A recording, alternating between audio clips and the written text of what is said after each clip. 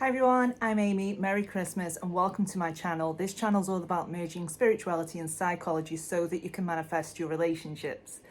And in today's video, it's going to be more of a survival guide on the festive season because I know from my own personal experience when I was manifesting my relationship, this time of year was particularly triggering for me. So if you are wanting to feel a little bit better or a little bit more relaxed this time of year, then I'm going to give you a few pointers on what to do to help with that. So let's dive in. So this time of year typically is quite triggering because everybody's with their people, or it feels like that. It certainly felt like that to me, and I can remember going back about say 4 years ago, sitting there, and I think it was sort of the first week in December, really feeling dreadful, and I was missing my person, and I really didn't believe that I could have a good Christmas and New Year without them, and it made me feel so small and so disappointed.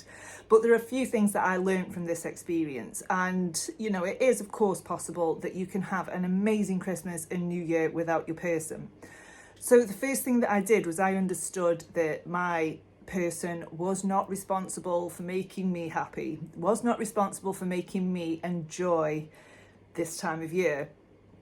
And I realized from that just how much pressure I had put on the relationship and the manifestation, because I had accidentally been thinking that this needs to happen by Christmas. If it doesn't happen by Christmas, I'm going to have a rubbish time.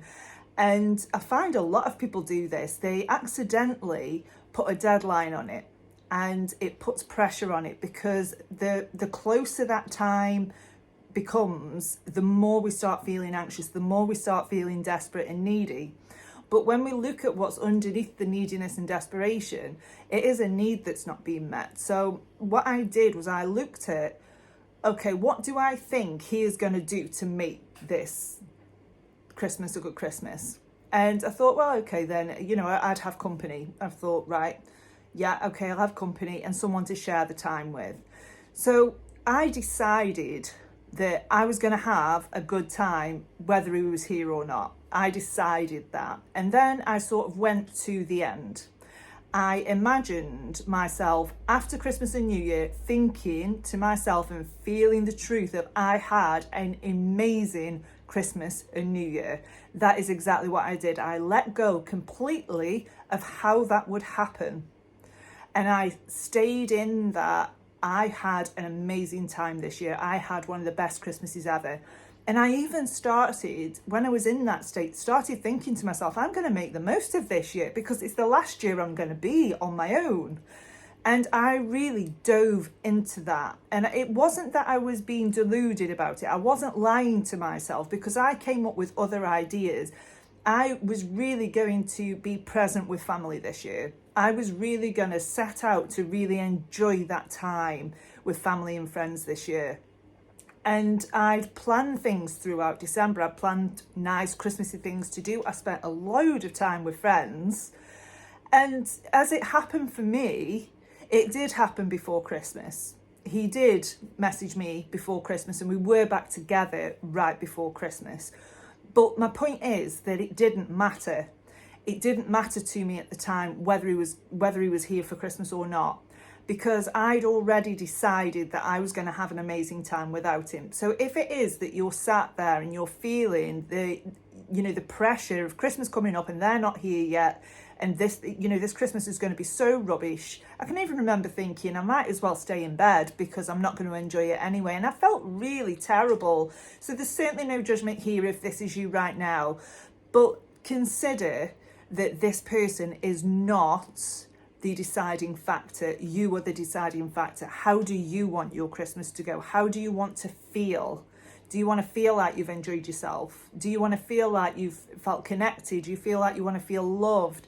And really take this time to start looking at what your needs are so that you can start fulfilling them.